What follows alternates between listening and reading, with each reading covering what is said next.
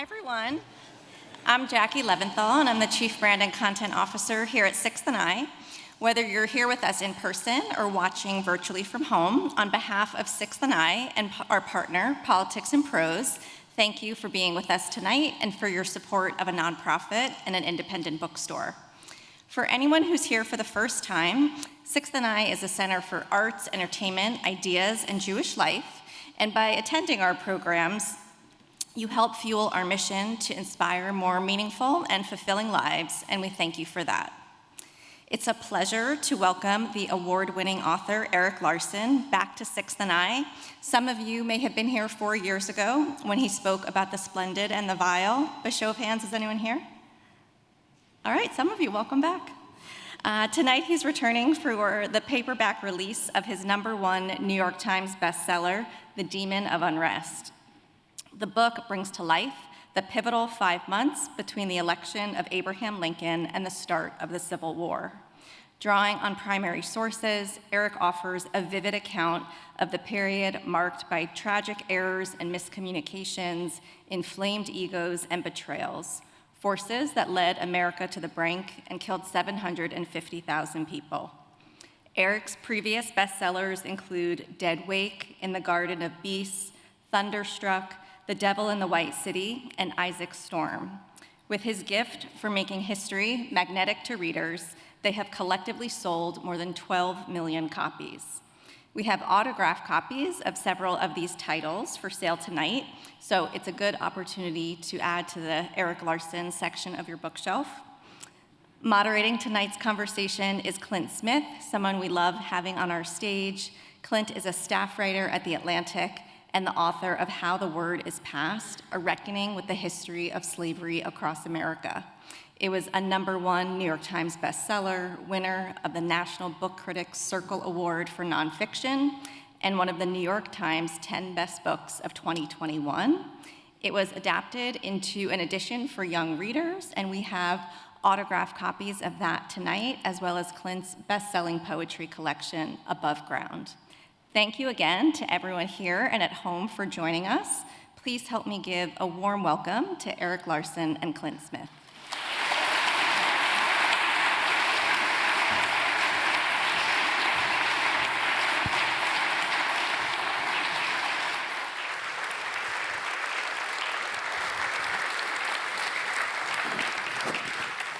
Thank you all so much for being here this evening. I have to say, every time I do an event like this, whether it's my own or whether it's somebody I'm in conversation with, I really just want to say thank you to the audience, because we live in a moment where you could genuinely there's more things to do with your time than there ever have been in human history. You could watch any TV show that's ever been made, any film that's ever been made, listen to any song that's ever been created. You could watch Love is Blind until your eyeballs fall out, and yet you are here to hear about books and ideas and be in community, physical community, with other people. So it means so much to both of us. I know that you all have come out and agreed to spend this time with us, especially as we move into spring. It would have been easier when there was all the snowcrete out, which what we were all trying to escape. But now that the weather's getting nicer, it means even more that you're here. And so it means a lot for me to be here with Erik, who's a writer I have so long admired, and this opportunity to be in conversation with you is something that I've been looking forward to. It's an honor to be interviewed by you. Likewise. Start with telling us a little bit about... Wait. Oh. Before we start, okay. Caveat. I made a New Year's resolution this year never to talk politics with anyone over the age of 5. So if we can stick to that ground rule. I'm glad we laid that out. An important asterisk to put up there. Tell us about the origin story of this book. So this was a pandemic book. It's kind of a longer story, but bear with me. So I was actually on a book tour for my old book, Splendid and the Vile. Halfway through that book, the world shut down for the pandemic. I flew home on my wife's birthday, and we booked it out to our pandemic readout on Long Island. to hunker down during the pandemic. And I found myself with a lot more time on my hands than I ever expected to have. And so I thought, okay, I'm going to use this productively. I'm going to look for my next book idea in between Zoom interviews and so forth. And so I started thinking about ideas, and something that kept rattling through my head was, at that time, as you recall, there was a good deal of political discord, as there is now. Texas was threatening yet again to secede. There was talk of a modern civil war and so forth. And suddenly it occurred to me, wait, how did the Civil War actually start? I mean, we all have the high school timeline. Fort Sumter, war begins, and so forth. But I've been around the block enough to know that often there is, within the deeper you get into a story, the so-called tick-tock, as we like to refer to it, the so-called tick-tock is often very, very revealing. That's the step-by-step, bit-by-bit thing. So ordinarily, when I get an inkling of an idea, I would jump into an archive cold. No advance notice, just jump into an archive, see what kind of materials they have, how rich the materials are, and so forth. Could not do that in mid-pandemic. Like, the archives were closed, and I sure as hell was not going to fly to some archive. And so I had to resort to what I always think is a very, very poor sister to live in situ research, which is going online and looking around to see what was there. And I came across this collection. It's called The War of the Rebellion, the complete official records of the Union and Confederate armies. I think I got that title right. And I started going through volume 1 of this. There are, incidentally, 128 volumes of records. I started going through volume 1, which is, of course, the only one that I'm terribly interested in. And I thought, wow, this is amazing. And I did a little searching and found a publisher who had done all of these documents in hardbacks. So I ordered a hardcover book. It came to our pandemic readout. I disinfected it, as one did. And I started reading this thing, and I just became absolutely caught up in the suspense of the buildup toward the bombardment of Fort Sumter. I mean, we're talking about letter, response, telegram, response, report, response, all in scrupulous chronological order. It is as though the people who put that book together had done my job for me. I mean, no, seriously, this was the central narrative spine of the terribly suspenseful and high-stakes drama that led up to Fort Sumter. So I thought that's when I realized, wait a minute, I think I can do something interesting here. I can make this a thriller, kind of about the start of the Civil War. Now, did I know at that point, fools rush in, did I know at that point, as I only found out doing a Google search during the initial book tour, had I known that there had been 60,000 books written about the Civil War, 16,000 about Lincoln alone, I may not have ventured in. But anyway, that's the origin story.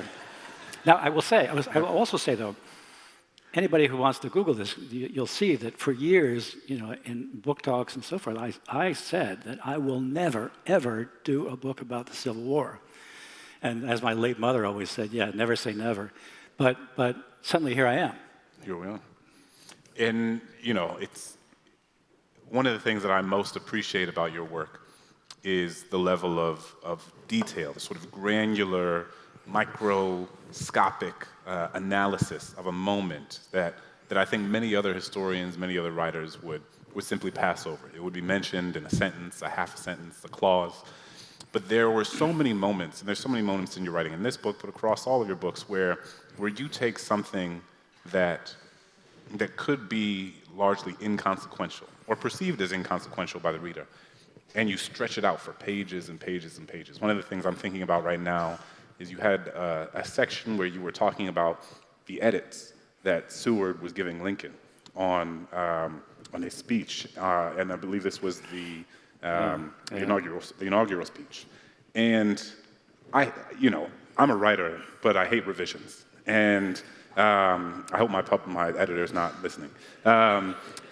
The most fun part of the writing process for me is the initial drafting. It's the getting it on the page. It's the ideating. It's pouring everything that's in my head and my heart onto the page. And and the process afterwards is, as they say, killing your darlings, where Exactly. you're just watching. It's like you planted this beautiful forest, and you're walking around. You're like, wow, look at all these lush, beautiful trees. And then somebody comes in and they just start chopping them down. Yeah. They're like, you don't need this tree or that tree, and which is basically what Seward did to Lincoln in a way. Well, in terms of yeah. editing, by the way, just a footnote about the modern publishing. I don't know if you feel this way, but they have compounded the torment by doing this electronic editing software. Do you use that? Other than Microsoft Word? Yes. No, I'm not familiar with that. Anyway, nightmares aside. Go ahead. Sorry. We could turn this into just us complaining about editing. There'd be plenty to complain about, let me tell you. But could you talk a little bit about what it means to, like, how you decide to create a scene or to extend a moment, like, because you can't do that with every single thing you come across. No. But there are certain moments where you create a narrative, a thrilling narrative around otherwise, again, sort of inconsequential things. What is, as a writer, what are you looking for particular things that, are you looking to unearth or excavate things that other writers haven't? How intentional is that? Those scenes are basically generated, they're organic to the research. If I don't have it in the research, I don't have the scene. And it's not like I say to myself, I want this particular scene. It's more like, in my notes, this scene exists, and exists in such fine detail that if I supplement it with more detail, it will work as a thing. But also, like you mentioned, the edit and so forth, I do find that you can treat documents that somebody else perhaps would use as a single thing, a single lug right on the page, there it is. But if you think about that document in a different way, as something that moves through time, you gain motion. Like if somebody is writing a letter, and you treat that as a letter that is being written. You have one paragraph here, one paragraph here, one paragraph here. Your story moves, you have a scene, you have life. But it's all organic to the research. Are you discovering the narrative as you go? Oh, very much so. Okay. Very much so. In fact, the narrative of this book begins in what I think is a very non-traditional way with a basic, well, as a kind of a prologue, but then begins with basically a profile of this abysmal Carolina senator, Senator Hammond, who I came across early in my research. I came across his diary, and I was appalled. I read this diary. I mean, I was appalled in the way a trained journalist is appalled. Like, well, half of this is like, oh my God. The other half is like, this is really amazing, And it was. I mean, this, and the guy was so candid about the whole thing that it was just. I knew he had to be in the book, and yet, typically, traditionally, he's not. He's not a big presence. Right. He tends to be ignored, even though I think he was a very, very powerful voice in the so-called pro-slavery movement, which was the effort by Southern planters, not so much to convince the North, because they knew that was not going to happen, but to convince themselves that slavery was the best of all possible worlds for the enslaved. The northern wage slaves had it much worse, they felt, and they were trying to convince themselves that he was one of the foremost voices of that, and he became a great villain. And that was a shift, right? Just to take a sort of historical step back, it was not always the case that enslavers in the South presented slavery as a positive good, as the language would be. It became sort of a defensive strategy, but not so much, again, to persuade the North, not at all, but to persuade themselves, which is fascinating in itself. Right, and the idea. Prior, it was conceived of as a sort of necessary evil. Unnecessary evil was the term used. Right. Yeah, periodically. Yeah. It's interesting. There's so much about this period of the war, or preceding the war, that I didn't know a lot about. And one of the things I didn't fully appreciate was how awful Buchanan is. I have a list of people in my head who are the worst president. I have my sort of top 5 worst presidents. I am on record as saying Buchanan is one of the 2 worst presidents in one of history. the 2. You all get to decide who the other one is. we're not here to say that for you, but We're not talking politics. we're not talking politics. But he was not in my top 5, and I realized how little I knew about him. Talk a little bit about like who he was and what is it that makes him one of the top 2 worst presidents for you? Well, the thing about Buchanan was that he was utterly ineffectual. Also, he was very much a Southern sympathizer. He was pro-slavery from the get-go. He had an estate in Lancaster, Pennsylvania, with, all except for the fact that Pennsylvania didn't allow slavery, would have been a plantation. You know, he was that kind of guy. But he was so ineffectual. He could have. I don't want to get into speculative history, but he basically did nothing to stem the tide of secession. Far from it. There was this one speech where I really couldn't believe this speech, but there's this one speech where he basically says, he gives up. He says, I can't do anything. What should I do? It's up to Congress. And, you know, it's like, seriously? So anyway, he was almost comically inept as a president. And there was a period of time after Lincoln was elected. So Lincoln was elected in November, but didn't take office. At that point, it wasn't January, it was March of the next year. Right. And so there's a sort of 4-month lame duck period in which the sort of ineptitude and the level of ineffectiveness of Buchanan is almost magnified to a different degree. But Lincoln, on the other end, is very wary of doing anything or saying anything prior to coming into office that suggests at all that he is trying to step into the office early. Talk a little bit about that period of time. Lincoln had resolved to maintain basically a deep silence about his views during that period because he didn't want to, you know, unnecessarily polarize things. And it was, you know, I don't know if that was necessarily a mistake, but he certainly let Buchanan do whatever he wanted, which was nothing. And he allowed the forces of secession to advance at a rapid pace during that period. So I found that fascinating, that he maintained that silence. Now, it wasn't a complete silence. He seeded the clouds, if you will. He talked to friendly journalists and had them convey views of his to the public, but still, he very much kept silent. It's interesting because you read so much of what Lincoln was doing or not doing, and what he was saying in his speeches and his posture, both on the campaign trail and then even after he was elected. Yep. And by no means was he an abolitionist, right? No. I think people misunderstand Lincoln, certainly at that time of his life. The interesting thing about Lincoln, and this is the interesting thing about so many historical figures, is that sometimes we make claims about who they were or they weren't, not recognizing that they were certain people or had certain sensibilities or ideologies at various points in their life. So who Lincoln was in 1850 is not necessarily who Lincoln was in 1865. But at this period, he was far from an abolitionist. His attitude was, and he said this over and over after he became president. He said this over and over that he did not intend to abolish slavery. Right. His goal was to prevent the expansion of slavery from those states where it currently existed, in the belief, the apparent belief, that slavery basically was going to burn out eventually over time. And I think it's arguable that he was correct in that.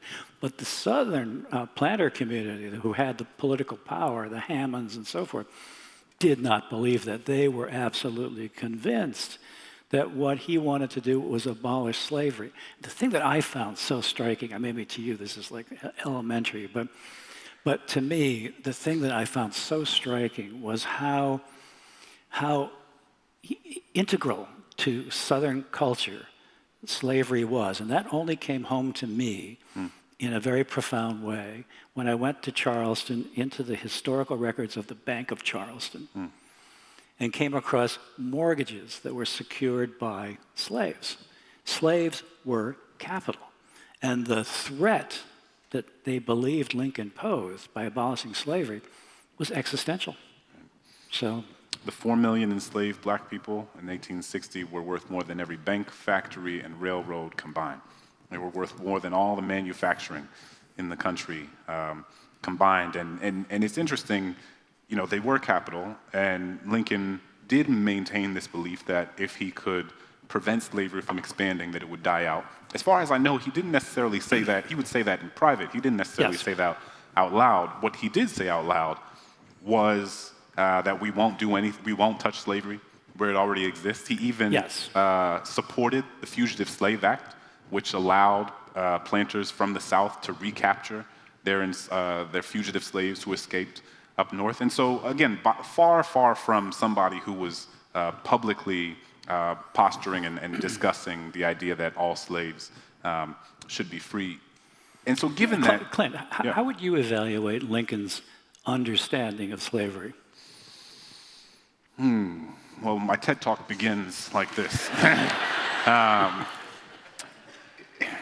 We never met before tonight, by the way.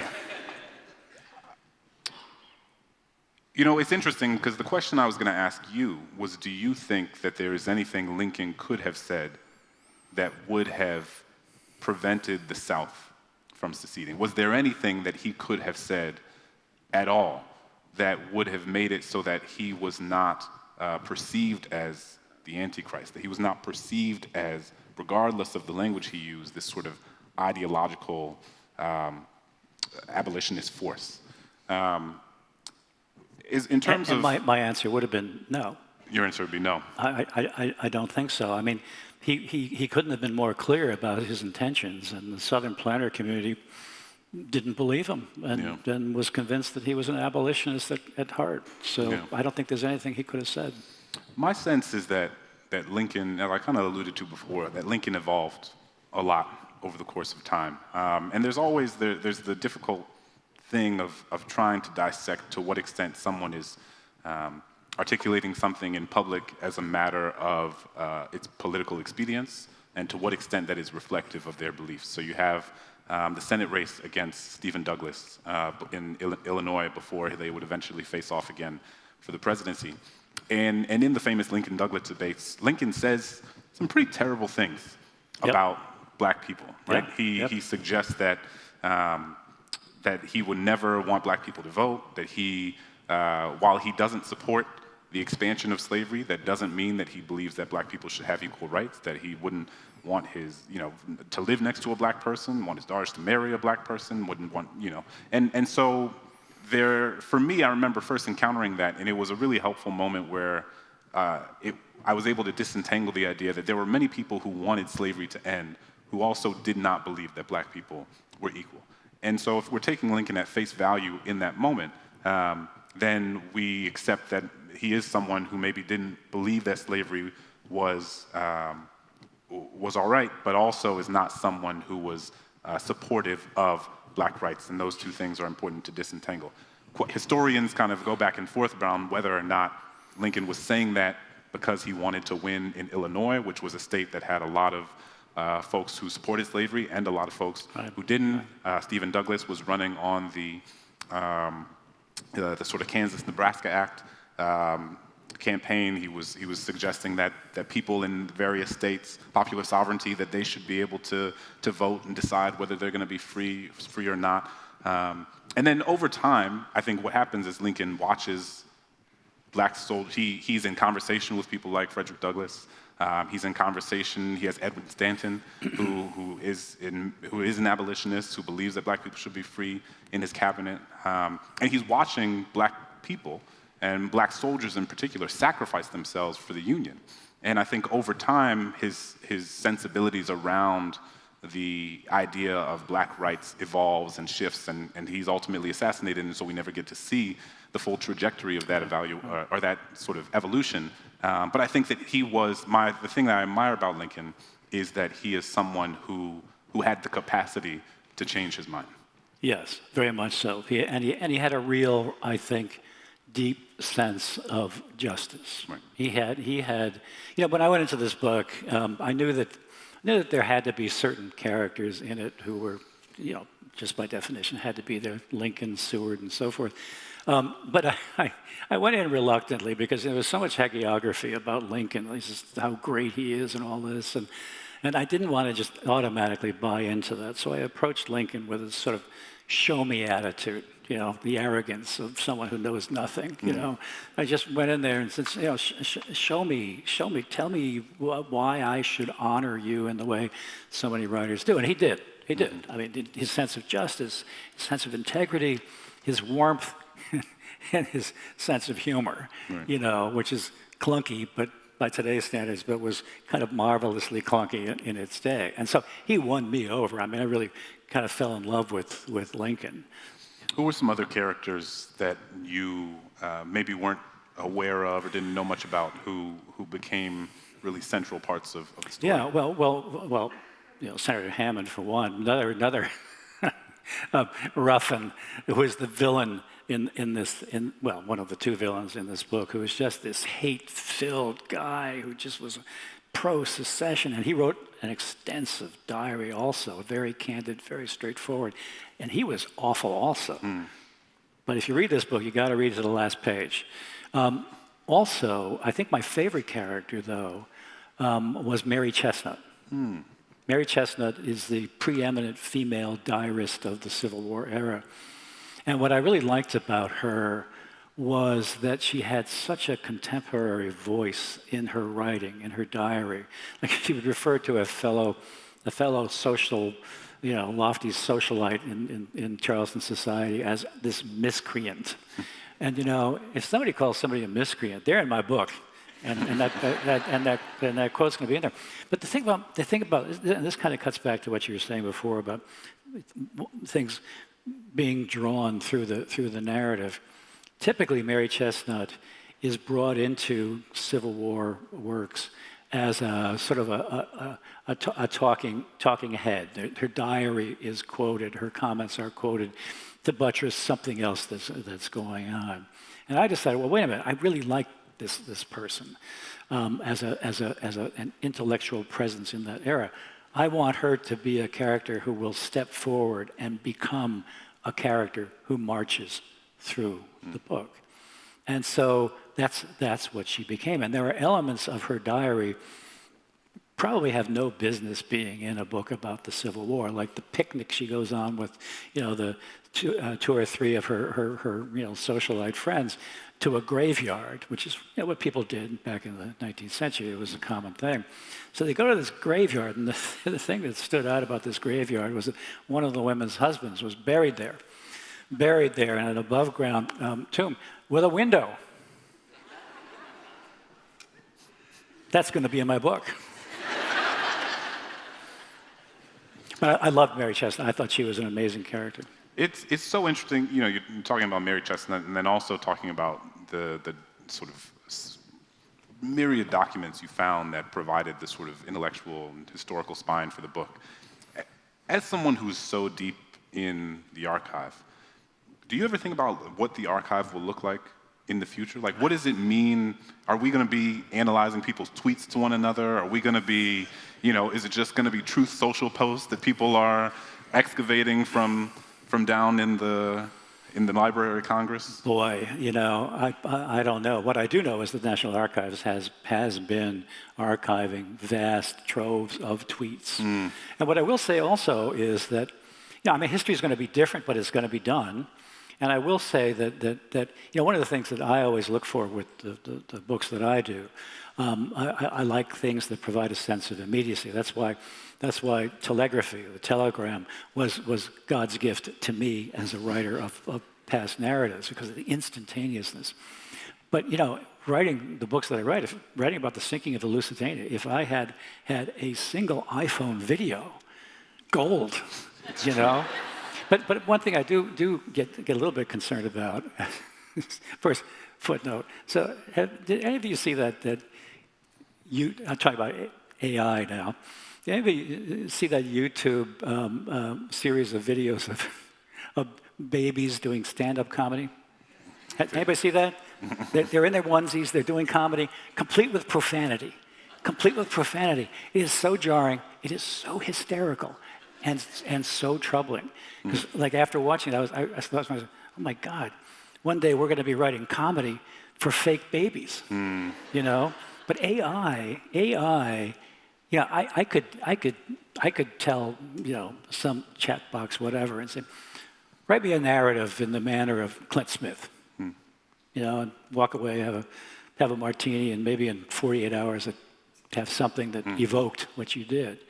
And that's my fear, is that people are going to be taking shortcuts using AI and AI, you know, one of the things I was sort of also troubled reading about was how these AI systems want to answer you, and so they will deceive to provide you the right answer. So I don't know where we're going with that. No, I mean, I appreciate that you took it there, because I was going to ask a question about how you think about AI. You know, not just, but on the way here, I got an alert from the New York Times, a push notification that said a book had recently been canceled by Hachette, a horror book, because it was discovered that the author used AI to write significant portions of the book. Really? And so it is an unsettling time on many fronts, but also, you know, thinking about what it means to be a writer, what it means to be an artist, what it means to create. How do you think about artificial intelligence as it relates to your writing, to the future of writing more broadly? Well, you know, I actually don't spend that much time thinking about it, because that's sort of like in the manner of a child who doesn't want to think about the nightmare characters outside the covers. You know, I mean, I like to keep that at bay. But you know, I think that AI can actually be very helpful to writers. You know, I have not used it to write any prose, but for example, you know, there's always last-minute research that needs to be done. I'm like 5/8 of the way through my current project, and I needed to know what the lamps looked like on the Brooklyn Bridge the day it was open. This has nothing to do with the book, by the way. But to see what they looked like, because this was a new thing, electric light, and these lights spanned this bridge, and it was just an amazing thing. And sure enough, up came images of those lamps. And you know, it would have taken me, well, maybe it wouldn't have taken me that long with ordinary Google, but it was very impressive. Yeah. You know, now, then you have to ask yourself, well, wait a minute, were those really the lamps? Or was, you know, but as long as you're aware that there is this opportunity to be deceived by this technology, I think you're okay. Yeah, I go, especially since the Young Readers edition of How the Word is Passed has come out, I've been visiting a lot of schools, middle schools, high schools. And one of the things that I was thinking about with AI, when I was in third grade, it was the first poem I remember writing, and our teacher, Miss Mueller, assigned us to write a poem about the color gray. And I selected, or no, she told us to write a poem, and I selected the color gray, because I was a strange child. And so I wrote this poem, and I came back the next day, and it was, I hate the color gray. It reminds me of a rainy day. Gray, I really hate that color. It's annoying, like my little brother. That was my first original poem. I love it. And I remember Miss Mueller came over to me when I brought in the poem. She looked over my shoulder, read the poem on my desk, put her hand on my shoulder, and she said, "Clint, that was beautiful. You could be a writer when you grow up." She could have told that to every kid in the room, for all I know. Right? I genuinely have no idea. But what is true is that I remembered that moment for the rest of my life. Yeah. Right? And it's not to create some neat narrative to say that is when I knew I was going to write How the Word is Passed. But it is to say that that moment of this thing that I had done, that I had struggled with. I was in third grade. I remember sitting there. I didn't know, you know, I was barely knowing how to rhyme, and so I remember the work of writing it the previous day, sitting at home, and the difficulty and the friction of trying to come up with a poem. And the affirmation that I felt when my teacher said that she loved the poem and that writing is something that could exist as a possibility for me. The thing, to bring this back to our conversation. Can I just first throw out a contrasting experience that I had in second grade? was when a It was an teacher, affirmation. teacher looked at me and she said, "What are you laughing at, funny face?"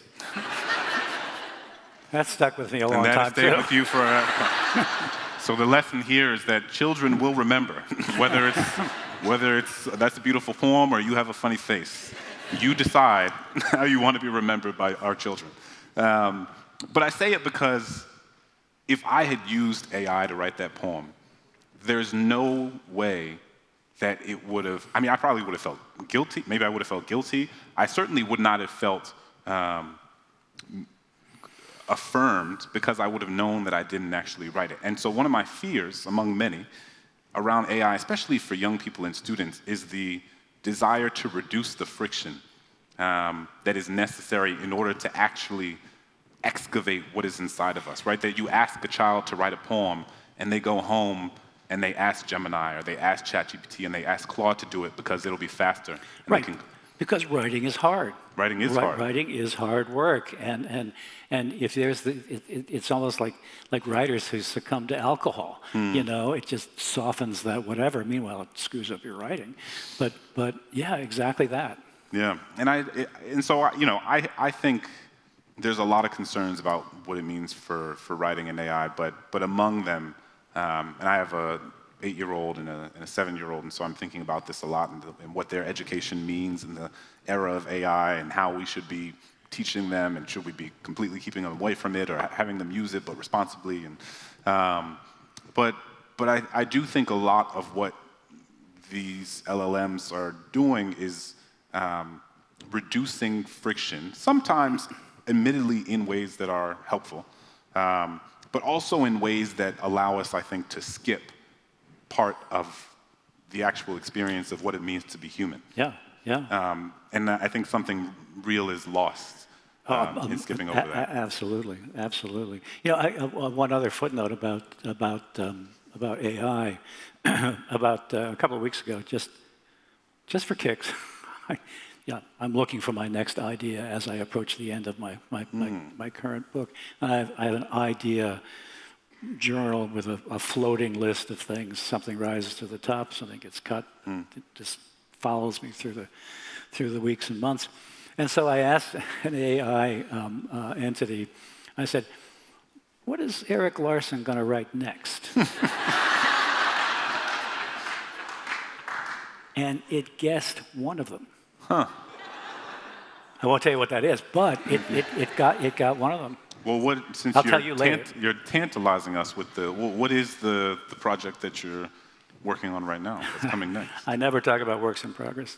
Never. Hemingway Only to AI. only to AI. Hemingway always said that you never talk about works in progress because it talks the life out of them. I will say, however, that I broke my rule one time at a family reunion out on Long Island with my 2 sisters and all the family. We're all there, and we've been drinking beers and so forth. And I was working on my book Thunderstruck, which is about the weird intersection in the lives of Marconi, the inventor of wireless, and the second most famous murderer in English history, Hawley Harvey Crippen. And it's this weird thing that happens at the intersection. And so my sister, who always a bit of a bully, came up to me at this reunion. She goes, "Okay, so what are you working on?" I said, "Well, I don't talk about works." And she said, "Well, come on, it's all just family. Tell her." And she kept badgering me, and finally I said, "Okay, what can it hurt?" So I tell her what the idea is, and she goes, "Oh, I wouldn't read that."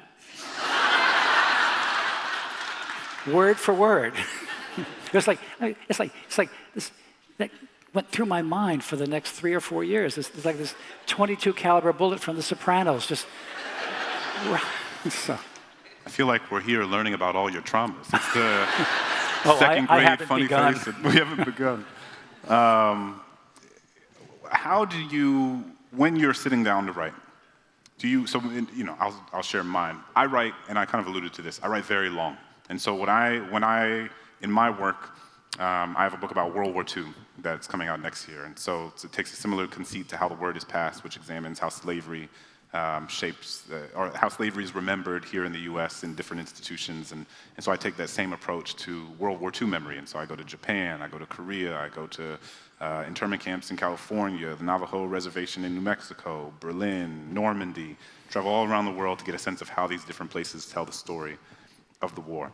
And when my process is that I go to these places, I have conversations with these people, I'm taking notes, I'm taking pictures, I'm taking video, I'm trying to get a sense of the smell, the taste, the sensory experience, and then I come home and as I said, I pour it all onto the page, which means that all my thinking, all my descriptions, all my exposition is all there. So my first drafts of a chapter are like 40 or 50,000 words and have to get cut down to 10. That's a long chapter. It's very long, but it's because I understand. For me, I have to see everything on the page in order to then have a sense of what belongs or what doesn't, or what needs more or what doesn't actually need to be there.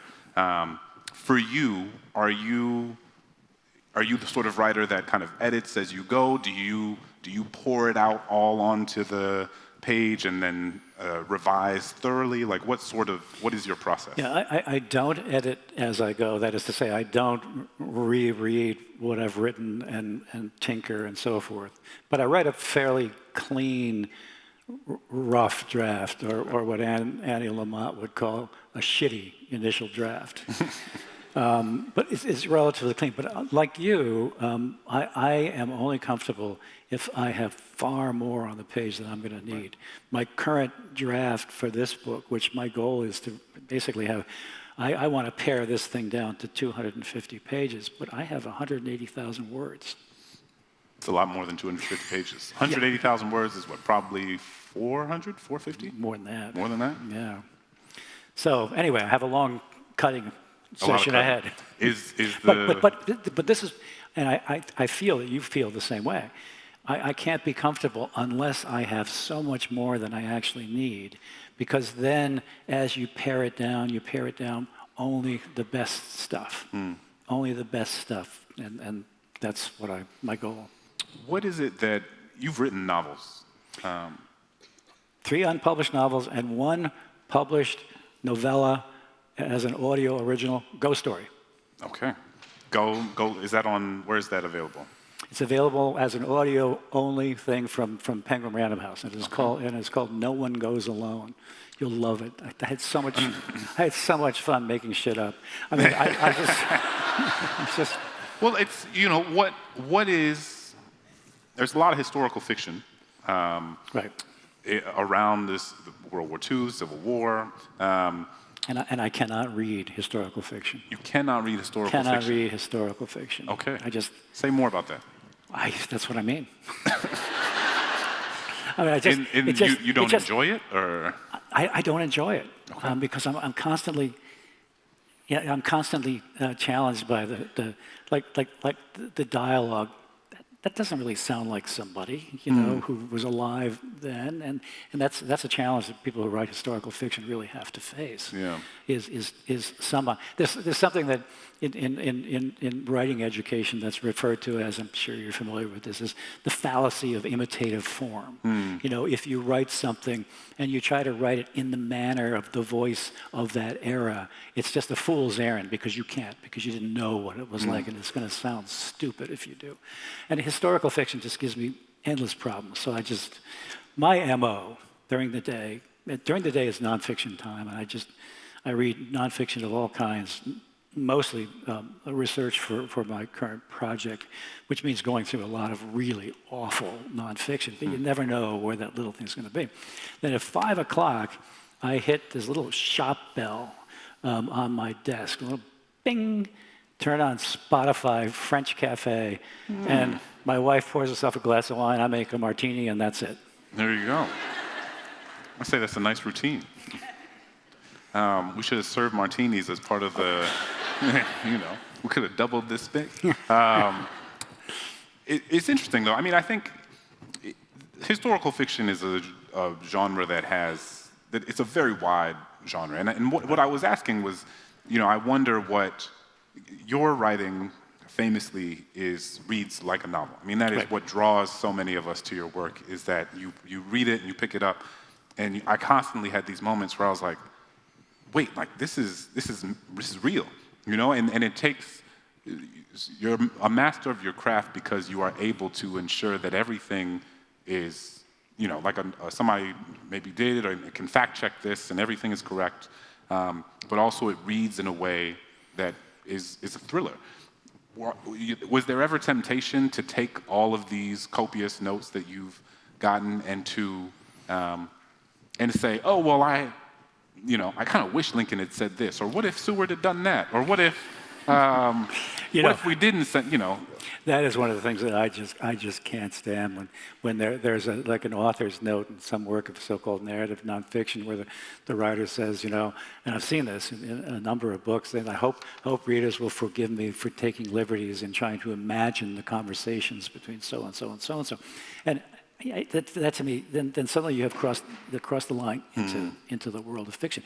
What I have found is if you have the material, you have to have the material. If you have the material and you put it on the page in a good way, it will read as if it's dialogue. Now, I had somebody say to me once in a question and answer period, saying, "Yeah, but on this page you have dialogue," and I said, "Well,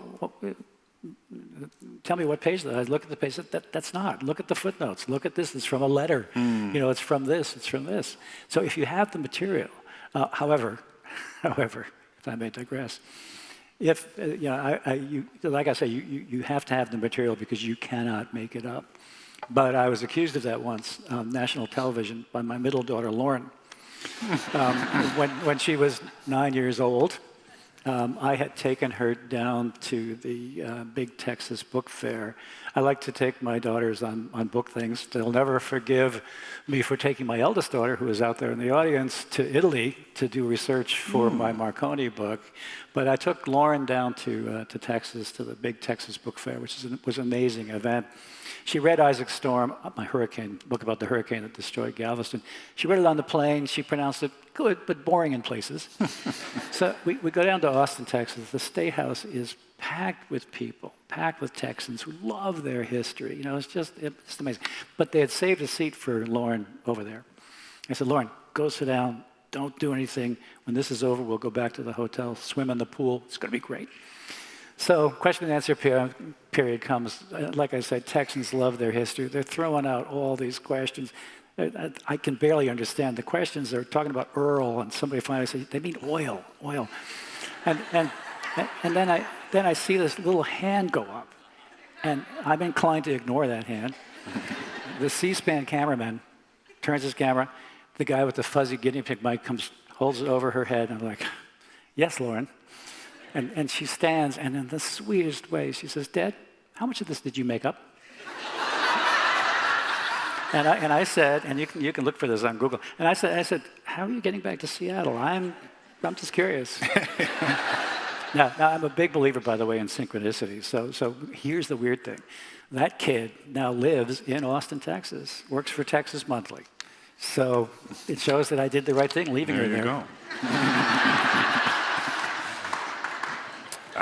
We're going to transition into some audience questions that have been sent over beforehand, and we've kind of answered some of them. But Ryan asked, how long does it typically take to research a book, and when do you know that you have enough and are ready to start writing? Oh man, good question. So the research, first of all, never ends until I have until I have the page proofs, because.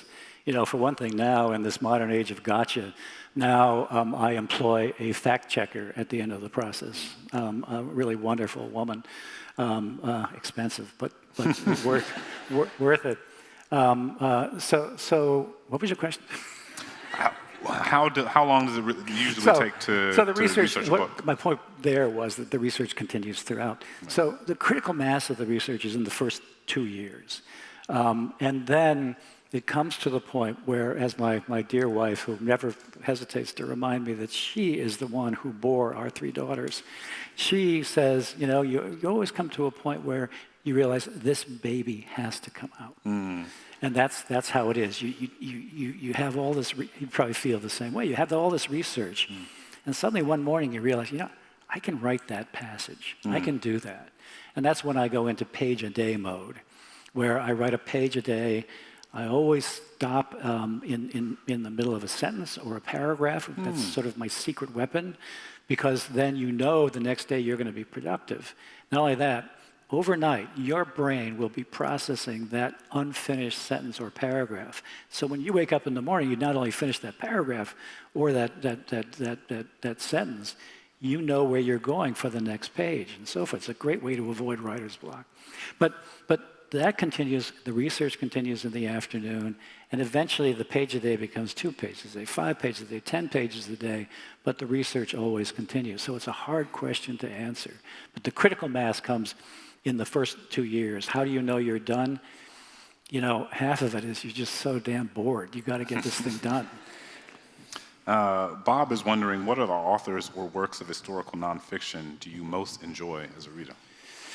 When I read historical nonfiction, there's some books that I absolutely have loved. The Guns of August by Barbara Tuchman.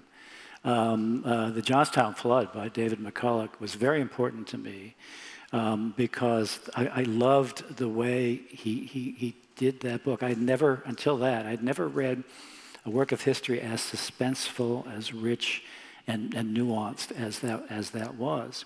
So much so that I outlined the book, diagrammed the chapters, and made note of the cliffhangers in the thing. And it really helped me think about my first book, Isaac Storm. Caitlin is asking, which of your books did you find the most exciting to write, and why? Most exciting to write? The most exciting to write. Which of your children do you love the most? That is exactly the conundrum. But I think what it comes down to, when I think about books, I would say that I love all my books equally. The research processes are different. Some are inherently more fun than others. I hope my eldest daughter doesn't mind my telling this story, but travels are part of the fun. And I was doing this book, Thunderstruck, and I had to do a lot of interviews in Italy, including Marconi's granddaughter. And my daughter at that point was already fluent in Italian, so it helped. So we booked this trip to Italy, again, to the eternal resentment of my other daughters. We booked this trip to Italy, non-refundable airfares, reservations at hotels, and so forth. The Pope dies. Pope dies. His funeral is going to be the day after we arrive. And the word is that reservations are going to be canceled throughout Rome, that we might have to sleep on the plane, and so forth. When we get to Rome, it's a very different thing. And the customs guys are actually singing. And we just wave us through. We get into Rome. It's kind of magical that night, tragic but magical. So I asked my daughter to talk to the concierge and get a recommendation for dinner while I checked in.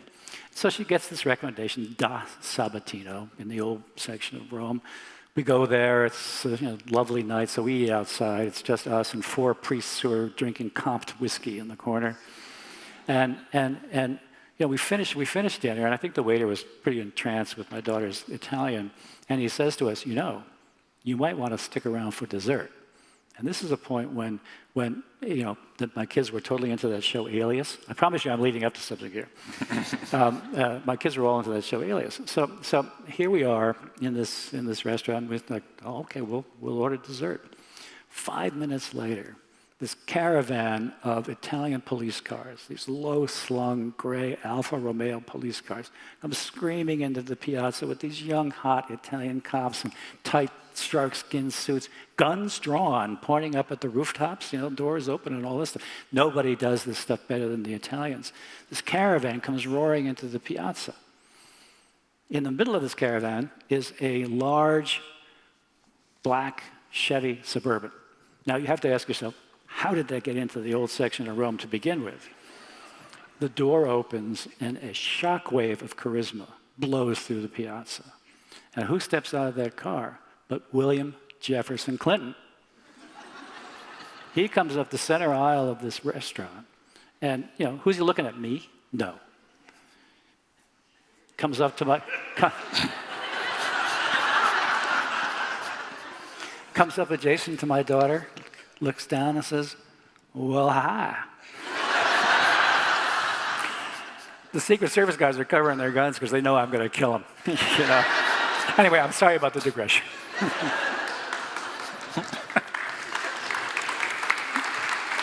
It's just to say that the travels are really, really a big, big part of the fun for me.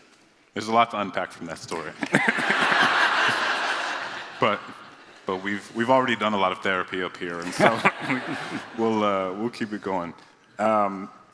Nicholas says, I've noticed a shift from your earlier work that focused more on interesting moments, such as the 1900 Galveston hurricane or the 1893 World's Fair in Chicago, to works more focused on the dawn of war, like the bombing of England or the lead up to the Civil War. Is there a reason for that shift? No. No, I'm being unnecessarily glib. No, it is just a circumstance. You know, I get an idea. For case in point, Splendid and Vile, which is basically a look at the Churchill family in the first year of the German air campaign, the one we typically conflate with the Blitz. It actually happened to be timed to coincide just about perfectly with his first year as prime minister. Now, the reason that thing came about was because I moved to New York.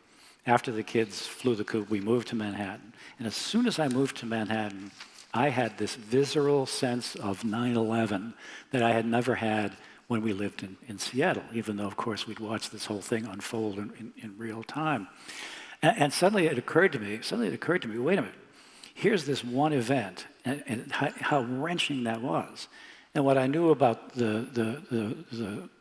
Blitz phase of this first German air campaign was that there were 92 consecutive nights of bombing, essentially 92 9/11s. And I thought to myself, how on earth does anybody get through a situation like that? So I thought about profiling a family.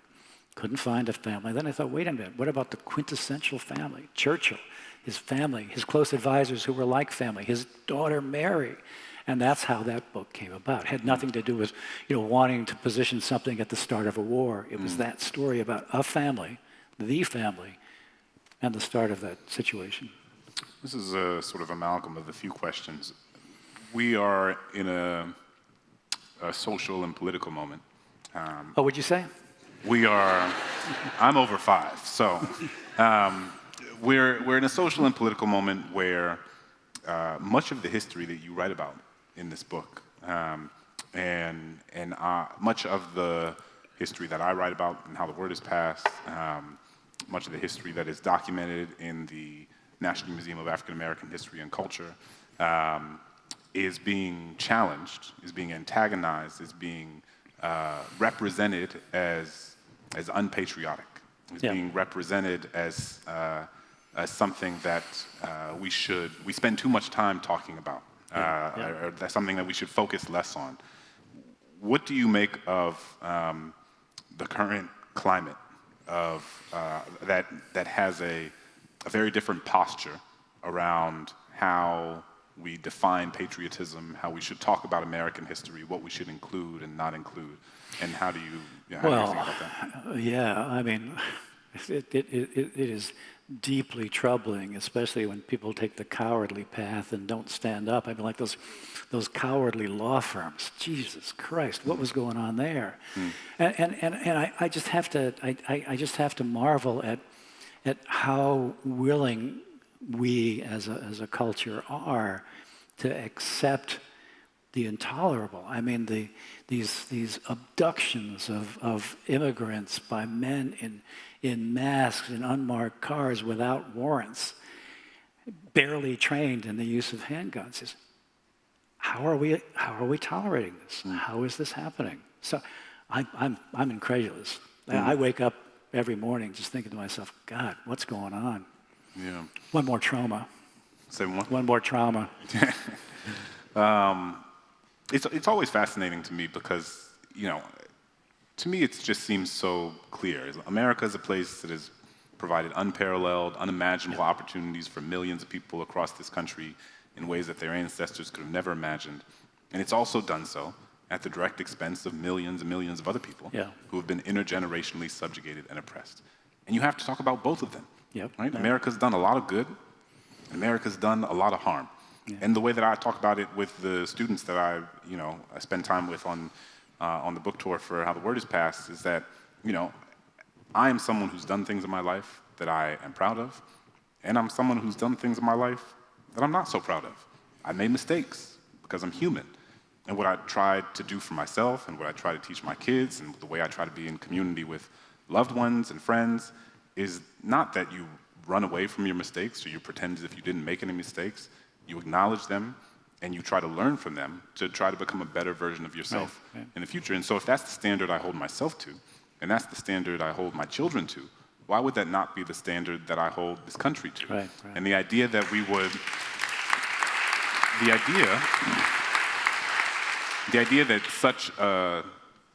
idea that holding the totality of our country's history and truth and presenting it as such, presenting it as a set of contradictions, as complex, as filled with moral incongruencies in the way that we all are, just was always so bizarre to me.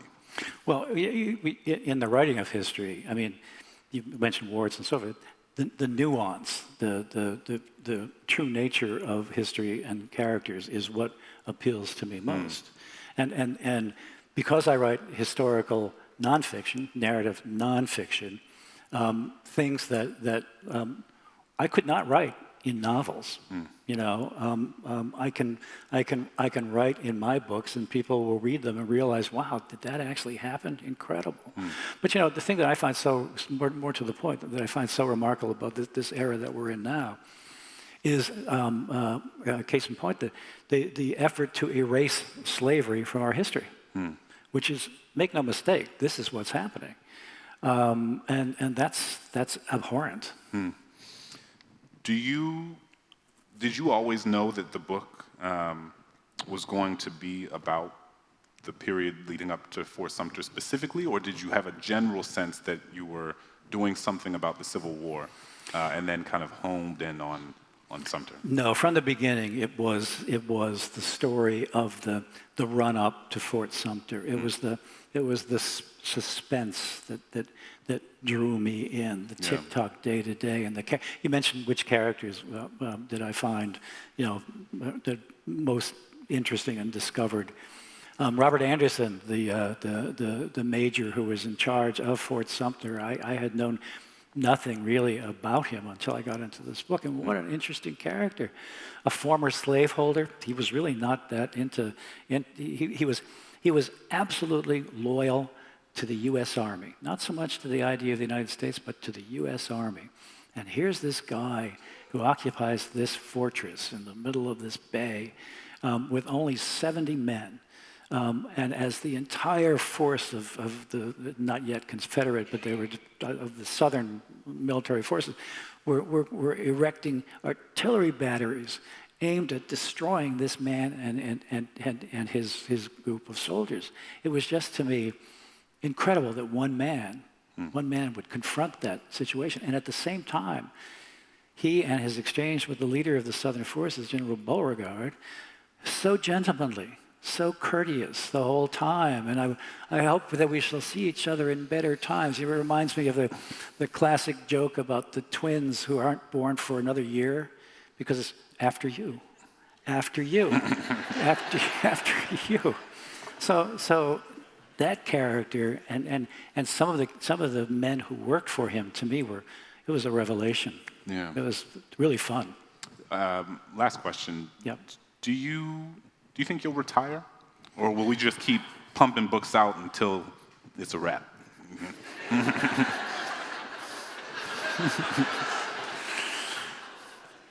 Wow. It's funny. I've thought about that. I've thought about that because I'm at a point in my life. If I devote 3 or 4 years to each book, I mean, there's a certain limit to the number I can do. I finished this book. I'm definitely going to do another book. Will I retire? No, I have no desire to retire. I love what I do.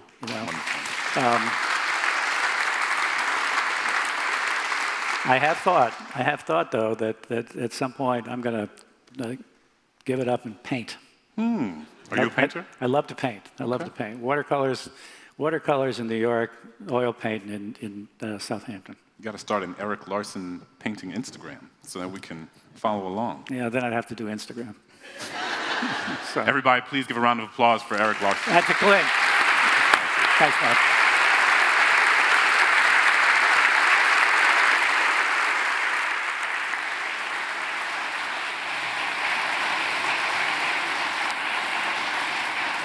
Thank you. Thank you so much to Erik Larson and Clint Smith, and thank you all for joining us. If you can please stay in your seats for just a moment while our guests make their way backstage.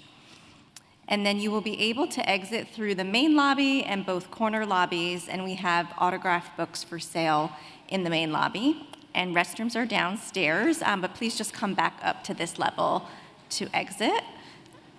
Almost there. All right, thank you so much for your patience and for joining us. Have a good night.